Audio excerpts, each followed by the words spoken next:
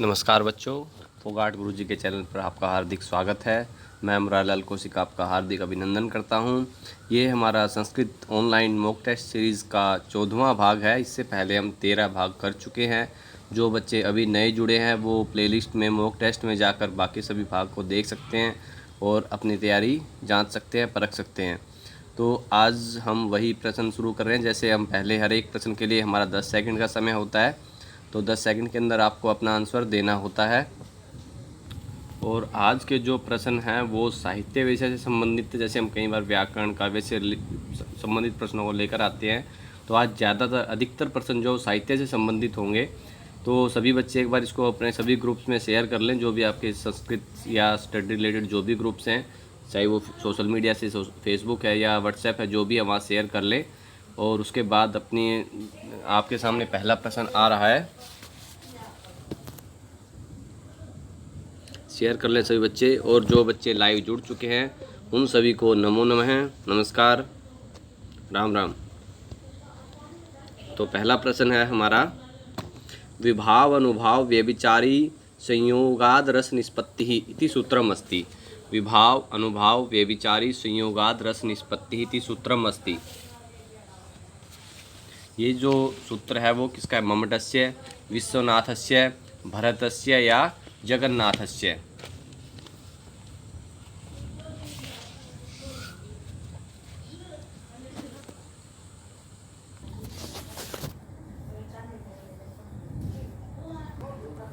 विभाव अनुभाव व्यभिचारी संयोगाद रस निष्पत्ति इति सूत्रम अस्ति भरतस्य। ये जो है सूत्र है वो भरत का है। और भरत की जो अगर मुख्य रचना कौन सी, अगर बाद में बात करें हम, नाट्य शास्त्र, तो नाट्य शास्त्र भरत मुनि जी की रचना है। और नाट्य शास्त्र को भरत मुनि जी ने पंचम वेद कहा है। कई बार हमसे ये पूछ लेता है कि पंचम वेद किसको माना गया उनके अनुसार, तो वो नाट्य शास्त्र को पंचम वेद माना गया है। और अगर रस के बारे में बात करें हम, तो रस जो है मूलतः कि ये मूल आधार प्राण तथा आत्मा है। रस का संबंध जो है श्री धातु से माना गया है, जिसका अर्थ होता है बहना या जो बहता है, अर्थात जो भाव रूप में हृदय में बहता है उसे रस कहते हैं। एक अन्य मान्यता के अनुसार रस शब्द रस धातु और अच प्रत्यय के योग से बनता है, जिसका अर्थ है वही जो बहे अथवा जो आस्वादित किया जा सके, तो वो होता है रस। तो आचार्य जो भरत मुनि जी ने सबसे पहले नाट्य शास्त्र की रचना के अंतर्गत जो रस का सैद्धांतिक विश्लेषण करते हुए रस निष्पत्ति पर अपने विचार प्रस्तुत करते हुए कहा है कि जो रस है वो विभाव अनुभाव व्यभिचारी संयोगात रस निष्पत्ति ही। तो यहाँ पर हमारा आंसर हो जाएगा भरतस्य। और इनकी जो रचना है वो नाट्य शास्त्र है और इनको उन्होंने पंचम वेद माना है। तो अगला प्रश्न है हमारा, निम्नांकितासु ब्रह्मणा योजिता वृत्ति वर्तते। निम्नांकितासु ब्रह्मणा योजिता वृत्ति वर्तते, भारती, कैशिकी, आर्भटी या सात्वती।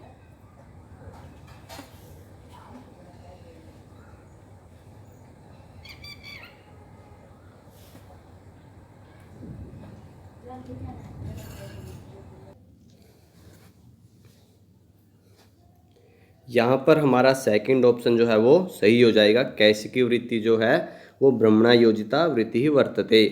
तो सेकंड ऑप्शन हमारा सही है। अगला प्रश्न है हमारा, व्रतानुसारम प्रेक्षागृहस्य सन्निवेशो भवति, द्विविधः, त्रिविधः, चतुर्विधः या पंचविधः।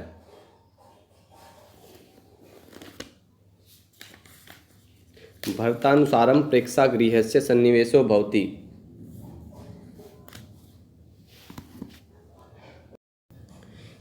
यहाँ पर हमारा सेकंड ऑप्शन जो है वो सही हो जाएगा, त्रिविध है। कि जो भरत मुनि जी हैं उनके द्वारा जो रचना है नाट्य शास्त्र, उसके अंदर उन्होंने नाट्य मंडप या नाट्यशाला या प्रेक्षागृह है, जो इसके 3 प्रकार बताए हैं। वो तीनों प्रकार कौन कौन से हैं? विकृष्ट प्रेक्षागृहम, चतुरस्थ प्रेक्षागृहम और त्रयस्थ प्रेक्षागृहम, कि वो 3 प्रकार उसके बताए गए हैं। वो तीनों कौन कौन से हैं? विकृष्ट प्रेक्षागृहम, चतुरस्थ प्रेक्षागृहम और त्रयस्थ प्रेक्षागृहम। और इसका जो निर्माण है वो विश्वकर्मा जी के द्वारा किया गया है, जो नाट्य मंडप, नाट्यशाला या प्रेक्षागृह है। तो यहाँ पर हमारा सेकंड ऑप्शन जो है वो सही हो जाएगा, त्रिविध है। अगला प्रश्न है हमारा, नाट्य शास्त्रानुसारम रंगशीर्षं प्रशस्यते। नाट्यशास्त्रानुसारं रंगशीर्षं प्रशस्यते शुद्धादर्शतलाकारं, कूर्मपृष्ठं, मत्स्यपृष्ठं या गजपृष्ठम।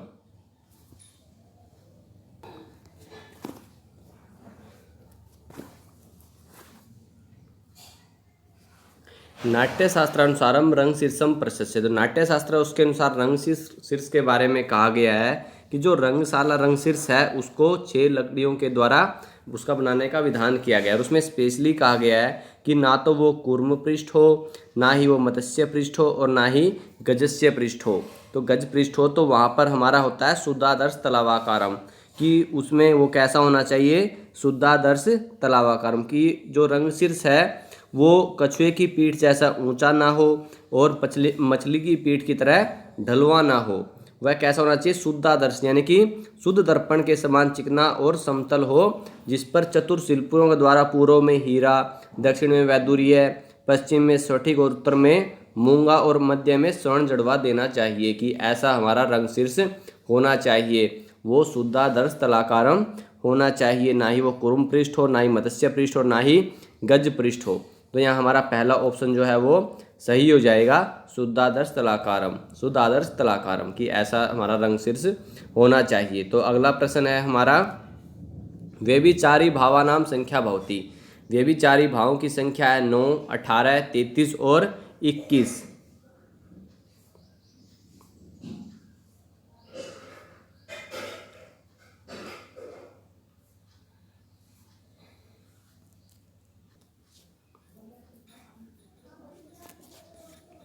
व्यभिचारी भावों की संख्या है वो 33 है और इनको संचारी भाव भी कहते हैं। संचारी या व्यभिचारी भाव इनके लिए प्रयोग किया जाता है। कि संचारी व्यभिचारी भाव कौन सा, जो भाव केवल थोड़ी देर के लिए स्थायी भाव को पुष्ट करने के निमित्त सहायक रूप में आते हैं और तुरंत लुप्त हो जाते हैं, तो उन्हें व्यभिचारी भाव कहते हैं। तो इनके जो प्रकार हैं, जो संख्या है वो 33 है। और वो 33 कौन कौन से हैं, निर्वेद, ग्लानि, शंका, असूया, मद, श्रम, आलस्य, दीनता, चिंता, मोह, स्मृति, धृति, व्रीड़ा, चापल्य, हर्ष, आवेग, जड़ता, गर्व, विषाद, औत्सुक्य, निद्रा, अपसमार, स्वपन, प्रबोध, अमर्ष, अविहथा, उग्रता, मति, व्याधि, उन्माद, मरण, त्रास और वितर्क जो हैं ये 33 व्यभिचारी भाव होते हैं। तो यहाँ पर हमारा तीसरा ऑप्शन जो है वो सही हो जाएगा कि व्यभिचारी भावों की संख्या कितनी है, 33 है। और वो क्या होते हैं कि जो भाव केवल थोड़ी देर के लिए स्थायी भाव को पुष्ट करने के निमित्त सहायक रूप में आते हैं और तुरंत लुप्त हो जाते हैं, उन्हें संचारी या व्यभिचारी भाव कहते हैं। अगला प्रश्न है हमारा, नाट्य शास्त्रानुसारम नाट्य रसा समृता। नाट्य शास्त्र के अनुसार नाट्य में जो रस है उनको कितने कहा गया है, सप्त, अष्टौ, 9 और 10।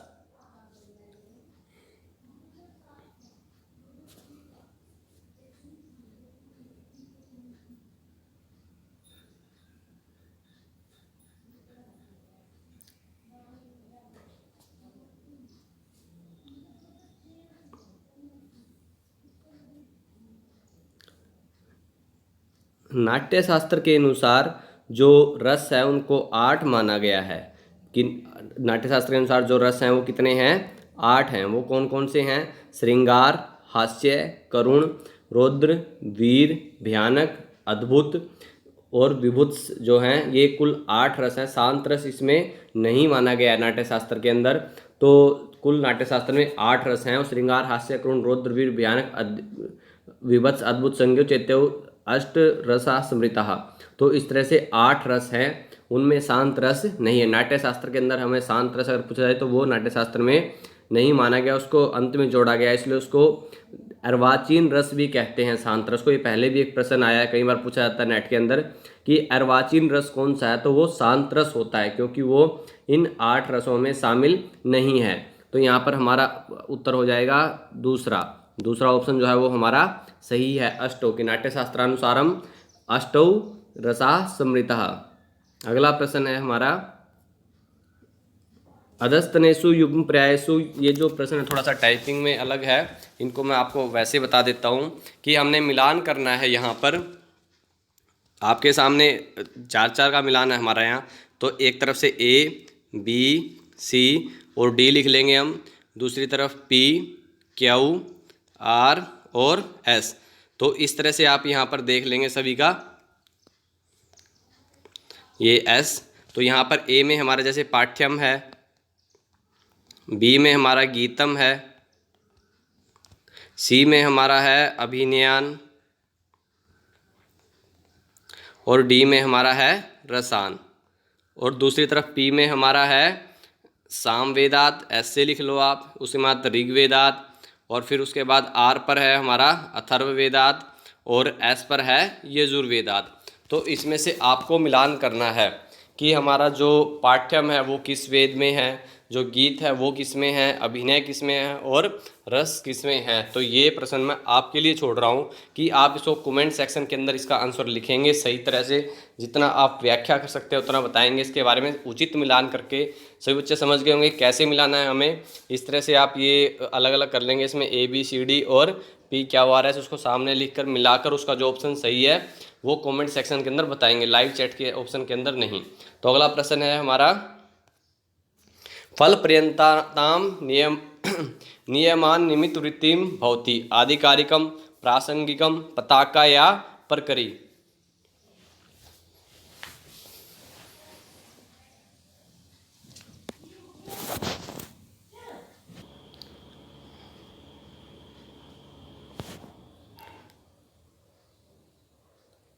यहाँ पर हमारा पहला ऑप्शन जो है वो सही हो जाएगा, आधिकारिकम, कि फल पर्यंताम नियमान निमित्त वृत्तिम भवति आधिकारिकम। तो पहला ऑप्शन जो है वो हमारा सही है। अगला प्रश्न है हमारा, नियताप्ति ही वर्तते अवस्था, अर्थ, प्रकृति, संधि या वृत्ति। जो नियताप्ति क्या है, अवस्था है, अर्थ, प्रकृति है, संधि है या वृत्ति है।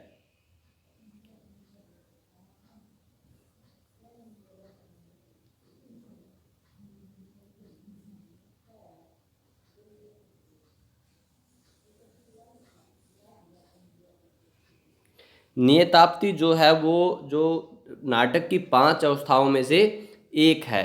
तो यहाँ पर क्या हो जाएगा, नियताप्ति क्या है, एक अवस्था है जो नाटक की 5 अवस्थाओं में से ये एक है, जिसमें फल की प्राप्ति सुनिश्चित हो जाती है। नाटक में वह स्थिति जिसमें अन्य उपायों को छोड़कर एक ही उपाय से कार्य सिद्ध होने पर विश्वास प्रकट किया जाता है, तो वो नियताप्ति होता है।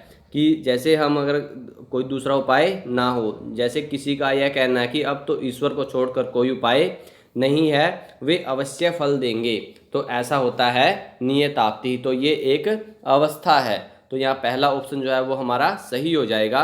अगला प्रश्न है, विस्कंभको भवति, विस्कंभक होता है उत्तम पात्र प्रयोजित है, मध्यम पात्र प्रयोजित है, नीच पात्र प्रयोजित है और नीचोत्तम ही प्रयोजित है। कि जो विस्कंभक है वो क्या होता है,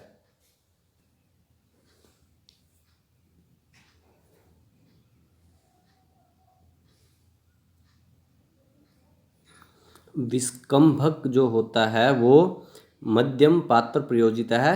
ये जो आंसर है हमारा सेकंड, ये सही हो जाएगा, मध्यम पात्र प्रयोजित। कि जो विस्कंभक क्या होता है कि जो घटना पहले हो गई है और जो घटना भविष्य में होगी, इन दोनों की जो सूचना देने वाला होता है वो विस्कंभक होता है। और विस्कंभक जो है वो 2 प्रकार का होता है, कौन सा, शुद्ध विस्कंभक और संकीर्ण विस्कंभक। और जो नाट्य में हमें पता है कि नाटक के अंदर 3 प्रकार के पात्र होते हैं, उत्तम, मध्यम और अधम।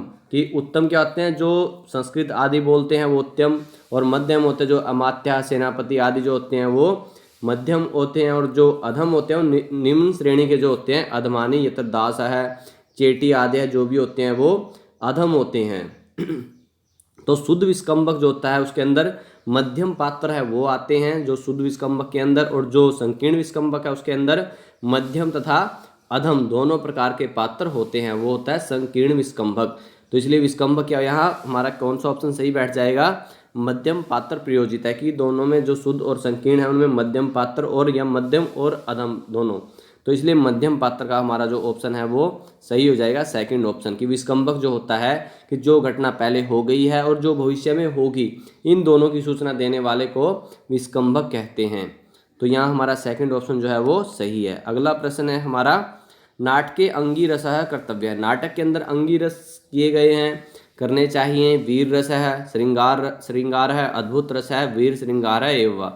कि नाटक के अंदर कौन से अंगिरस करने चाहिए, होने चाहिए? वीर रस, श्रृंगार, अद्भुत और वीर और श्रृंगार।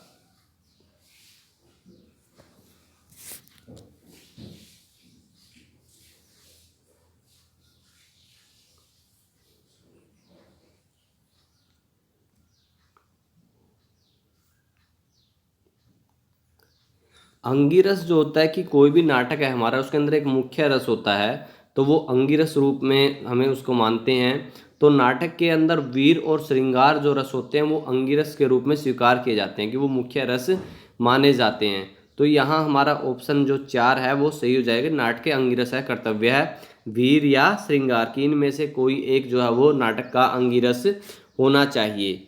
तो अगला प्रश्न है हमारा, एक एव अंको भवति, एक ही अंक होता है इहामृगे, नाटके, समकारे और भाणे, की एक जो अंक है वो किस में होता है? इहामृग में, नाटक में, समकार में या भाण में?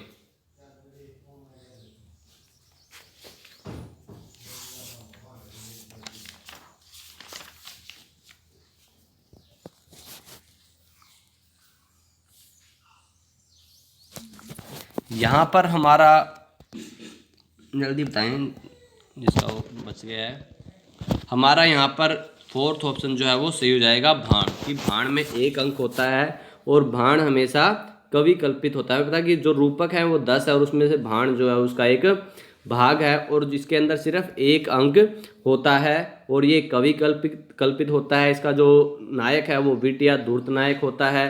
रस वही वीर या श्रृंगार रस होता है और इसके अंदर संधियाँ होती है मुख और निर्वहन संधियाँ। और जैसे इसका उदाहरण है लीला मधुकरम, कि जो भाण का उदाहरण है वो है लीला मधुकरम। कि हमें पता नाटक के 10 रूपक कौन कौन से हैं, तो रूपक जो 10 हैं उनमें से कौन कौन से हैं? नाटक, प्रकरण, भाण, व्यायोग, संवकार, डिम, इहामृग, अंक, वीथी और प्रहसन।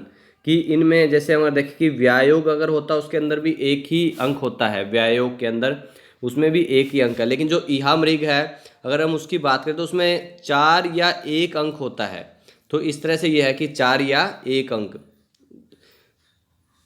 तो यहाँ पर हमारा अगर सही ऑप्शन है तो वो भाण हो जाएगा। तो यहाँ पर भाण के अंदर एक ही अंक होता है, उसके बारे में मैंने बताया वो कवि कल्पित होता है। जैसे उसका उदाहरण है लीला मधुकरम, भाण का उदाहरण एक होगा लीला मधुकरम, मधुकरम ये एक भाण है।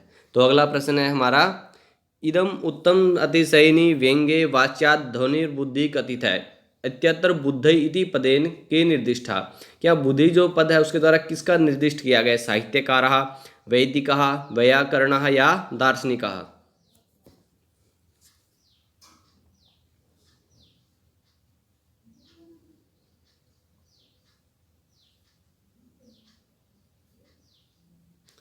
यहाँ पर हमारा जो है वो तीसरा ऑप्शन है वो सही हो जाएगा। जो वैयाकरणः है उनके लिए ये प्रयोग किया गया है बुद्धि। तो यहाँ पर हमारा जो है थर्ड ऑप्शन वो सही हो जाएगा। अगला प्रश्न है हमारा, मम्मटेन काव्य प्रयोजनानि वर्णितानि, कि मम्मट के द्वारा काव्य प्रयोजन वर्णित किए गए त्रीणि, चत्वारि, पंच और षट।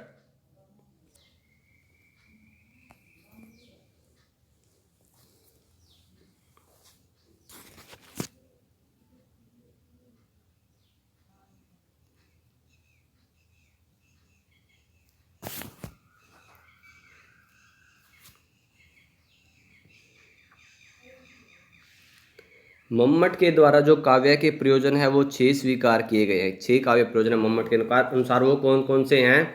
काव्यम यशसे अर्थ कृते व्यवहार विदेश वेतर रक्षते सद्य परिनिवृत्ते कांता समेत उपदेश युजे। यानी कौन कौन से वो 6? यश प्राप्ति, अर्थ प्राप्ति, लोक व्यवहार ज्ञान, अनिष्ट का निवारण या लोक मंगल, आत्म शांति या आनंदोपलब्धि और कांता सम्मित उपदेश। ये जो 6 काव्य प्रयोजन है वो मम्मट जी के द्वारा माने गए हैं, दिए गए हैं, स्वीकार किए गए हैं। तो यहाँ हमारा फोर्थ ऑप्शन जो है वो सही हो जाएगा। प्रश्न नंबर 14 था हमारा, तो यहाँ फोर्थ ऑप्शन जो है वो हमारा सही है। अगला प्रश्न है हमारा, अन्विता विधान वादिनां मते भवति तात्पर्यार्थ विशेष पूर्व पदार्थो अपि वाक्यार्थः, वाच्य एव वाक्यार्थ है, लक्ष्य एव वाक्यार्थ है या व्यंग्य एव वाक्यार्थ है।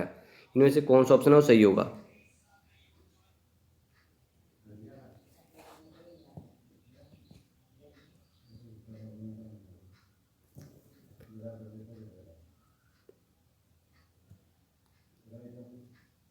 यहाँ पर हमारा सेकंड ऑप्शन जो है वाच्य एवं वाक्यार्थ है, ये सही हो जाएगा। तो यहाँ सेकंड ऑप्शन जो है वो हमारा सही है। अगला प्रश्न है हमारा,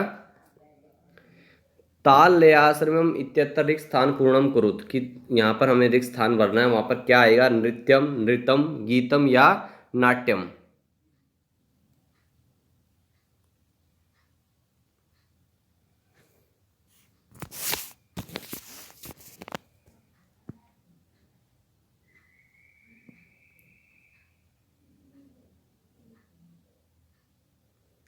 यहाँ पर हमारा सेकंड ऑप्शन जो है वो सही हो जाएगा, नृतम ताल लयाश्रयम।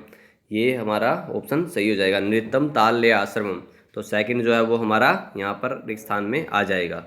अगला प्रश्न है हमारा, विषेण आरोप विषय निर्गुणे सति सती लक्षणा भवति, सारोपा लक्षणा, साध्यावसाना लक्षणा, जहल लक्षणा या अजहत लक्षणा। ये प्रश्न नंबर 17 है हमारा, 17। हमें पता है कि जो शब्द हैं वो तीन, जो शब्द शक्ति हैं वो तीन होती है, शब्द हैं वो तीन प्रकार के होते हैं। कौन कौन से? वाचक, लाक्षणिक और व्यंजक। अर्थ भी तीन प्रकार के होते हैं, वाच्य, लक्ष्य और व्यंग्य। और शक्ति भी तीन प्रकार की होती है, अभिधा, लक्षण और व्यंजना। तो लक्षणा शक्ति है वो विषेणा आरोप विषय जहाँ होता है, तो वहाँ कौन सी? सारोपा, साध्यावसाना लक्षणा, या जहल लक्षणा या अजहत लक्षणा। कि हमें पता है कि शब्द शक्ति होती है हमारी, शक्ति कितनी होती है? तीन, अभिधा, लक्षणा और व्यंजना।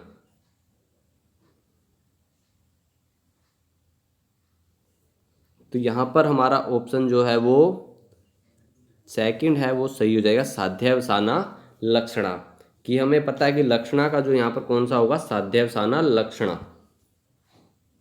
और आचार्य विश्वनाथ जी के अनुसार लक्षणा के दो भेद हैं, कौन कौन से? उपादान, उपादान और लक्षण लक्षणा। तो यहाँ पर हमारा सेकंड ऑप्शन सही है, साध्यावसाना लक्षणा। अगला प्रश्न है हमारा, लक्षणा तेन षड्विधा इति कथनमस्ति, विश्वनाथस्य, मुकुलभट्टस्य, मम्मटस्य या कुमारिलभट्टस्य।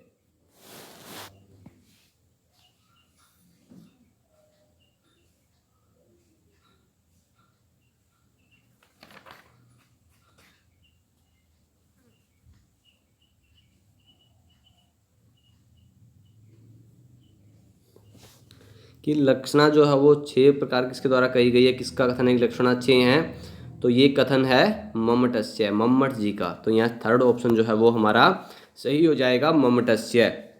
अगला प्रश्न है हमारा, त्रयः समुदितः न तु व्यस्तः इति रूपेण काव्यस्य किं तत्त्वं प्रतिपादितम्। त्रयः समुदितः न तु व्यस्तः कि इति रूपेण काव्यस्य किं तत्त्वं प्रतिपादितम्। प्रयोजनम, लक्षणम, हेतु या शक्य है।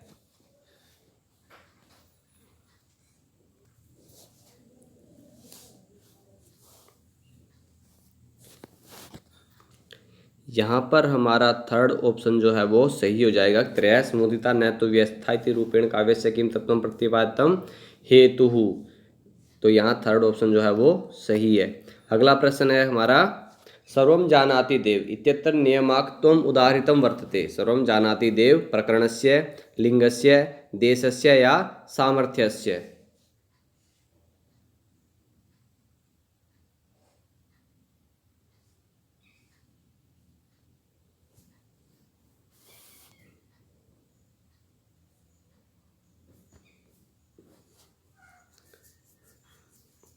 तो यहाँ पर हमारा जो है वो फर्स्ट ऑप्शन है वो सही हो जाएगा, प्रकरण। सर्वं जानाति देव इत्यत्र नियमागतम उदाहृतम वर्तते प्रकरणस्य। तो अगला प्रश्न है हमारा, तात्पर्यार्थो अपि केषुचित् इत्यत्र केषुचित् इति पदेन के उक्तः? न्यायिकः, मीमांसकः, वेदांतिकः या आलंकारिकः। कि तात्पर्यार्थों पे केषुचित्, जो यहाँ पर केषुचित् है कि इस पद के द्वारा किसके बारे में कहा गया? न्यायिकः, मीमांसकः, वेदांतिकः या आलंकारिकः।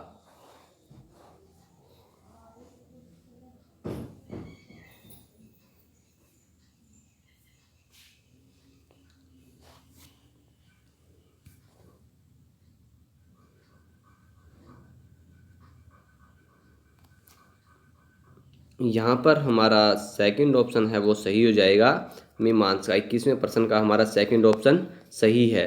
तात्पर्य अर्थोपि केसुची, यहाँ पर जो केसुचित पद है किसके लिए कहा गया, किसके द्वारा, मीमांसा कहा। तो सेकंड ऑप्शन जो है वो हमारा सही हो जाएगा। अगला प्रश्न है हमारा अभिनव गुप्तानुसारम रस सूत्रे निष्पत्ति पदार्थ पदस्य अर्थो वर्तते, कि अभिनव गुप्त जी के अनुसार रस सूत्र में निष्पत्ति पद का अर्थ होते उत्पत्ति ही, अनुमिति ही, भुक्ति या अभिव्यक्ति ही। जो निष्पत्ति पद है उसका क्या अर्थ है वहाँ पर, उत्पत्ति, अनुमिति ही, भुक्ति ही या अभिव्यक्ति ही।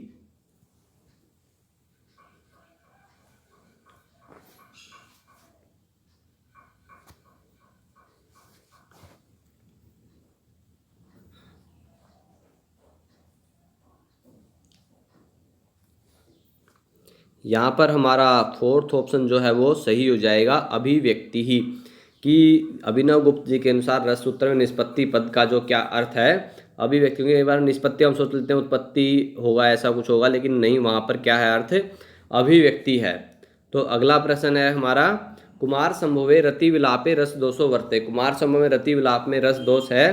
दीप्ति पुनः पुनः, एकांडे प्रथमम, एकांडे छेद है या अनंगस्य अभिधानम।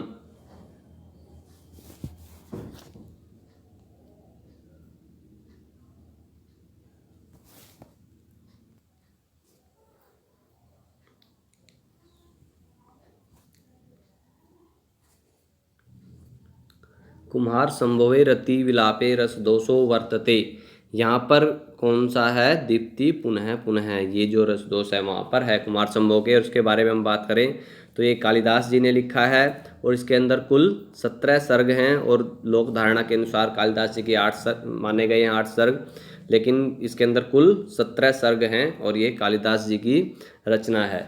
तो अगला प्रश्न है, इसके अंदर हमें पता है कि जो कार्तिक जी के जन्म का वर्णन है और उसके अंदर हिमालय वर्णन, पार्वती की तपस्या, ब्रह्मचारी की शिव निंदा, वसंत आगमन, शिव पार्वती विवाह, रति क्रिया वर्णन, और ये सब हैं उसके अंदर। तो अगला प्रश्न है हमारा अभिहितान्वयवादी आचार्य है क्या, अभिहितान्वयवादी आचार्य है क्या, प्रभाकर है, श्यामानंद मिश्र है, कुमारिला है या मिथिलेश पांडेय है। अभिहितान्वयवादी आचार्य कौन है, प्रभाकर, श्यामानंद मिश्र या कुमारिल या मिथिलेश पांडे।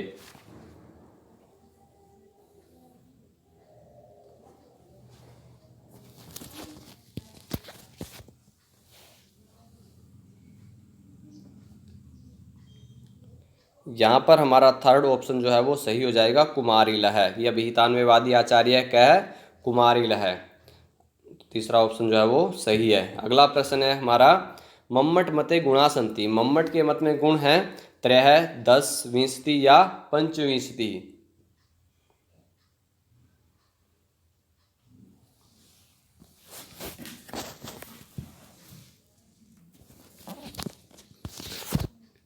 कि जो मम्मट जी हैं उन्होंने काव्य लक्षण में अपने काव्य प्रकाश के 8वें उल्लास में काव्य के गुण हैं उनका विवेचन किया है। तो उन्होंने मुख्य जो गुण हैं वो कितने माने हैं, 3 है, 3 गुण माने। 3 गुण कौन कौन से हैं, वो माधुर्य, ओज और प्रसाद गुण की। और इन्होंने कौन से 8वें उल्लास के अंदर उसका गुणों का वर्णन किया है मम्मट जी ने अपने काव्य प्रकाश के अंदर। तो यहाँ पर हमारा पहला ऑप्शन जो है वो सही हो जाएगा, 3। और वो कौन कौन से हैं, माधुर्य, ओज और प्रसाद।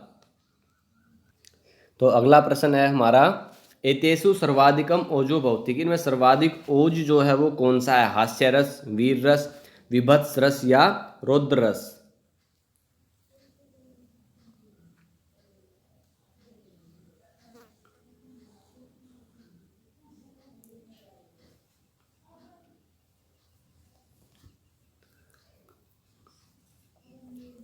जो रौद्र रस है वो सर्वाधिक ओज है। तो यहाँ हमारा फोर्थ ऑप्शन जो है कि कई बच्चे वीर रस को कर रहे हैं, लेकिन यहाँ पर जो सबसे सर्वाधिक ओज पूछा गया है तो वो रौद्र रस है। फोर्थ ऑप्शन जो है वो हमारा सही हो जाएगा।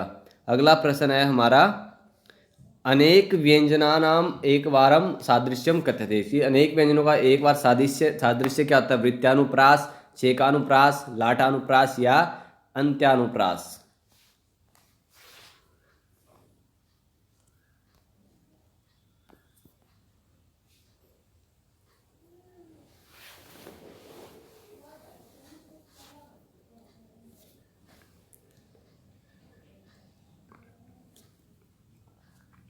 यहाँ पर हमारा सेकंड ऑप्शन जो है वो सही हो जाएगा। छे का अनुप्रास है कि अनेक व्यंजनानाम एक वारम सादृश्यम कथ्यते, छे का अनुप्रास है।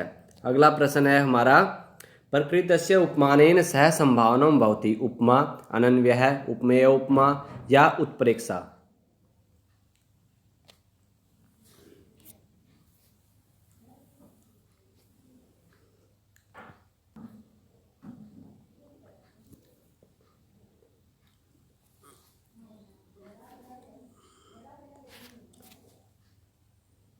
यहाँ पर हमारा फोर्थ ऑप्शन जो है वो सही हो जाएगा, उत्प्रेक्षा।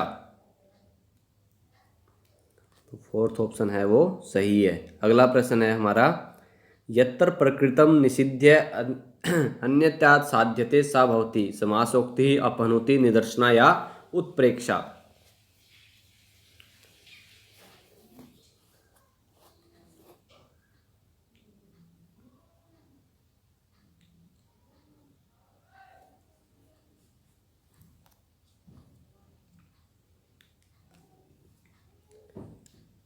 यहाँ पर हमारा सेकंड ऑप्शन है वो सही है, अपहनुति ही। तो अगला प्रश्न है हमारा, स एकस्त्रीणि जयति जगन्ति कुसुमायुध है, हर्ता अपि तनु यस्य शंभुना न बलम हृतम इत्यत्र अलंकारो विद्यते। यहाँ पर कौन सा अलंकार है, विभावना, निदर्शना, विशेषोक्ति या वक्रोक्ति ही। यहाँ पर कौन सा अलंकार है।